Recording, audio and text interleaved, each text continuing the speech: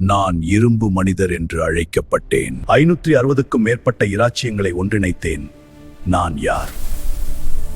1947 சுதந்திரம் வந்தது. ஆனா இந்தியா முழுமையாக ஒன்றாகவில்லை. 560க்கும் மேற்பட்ட பிரின்ஸ்லி ஸ்டேட்ஸ் பிரிந்து இருந்தது.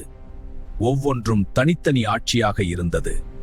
ஒரே நாடாக மாற வேண்டிய சூழ்நிலை உருவானது. அந்த சவாலை ஏற்றவர். அவருக்கு பயமும் இல்லை, தயக்கமும் இல்லை, மிரட்டலும் இல்லை.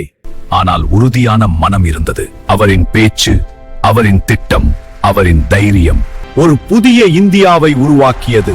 ஹைதராபாத், ஜுனாகத், பல சிக்கல்கள். ஆனா அவர் பின்னடையவில்லை. அவரின் முயற்சியால் சிதறிக் கிடந்த நிலம் ஒரே தேசமாக இணைந்தது. அதனால்தான் மக்கள் அவரை அழைத்தனர் இரும்பு மனிதர் என்று.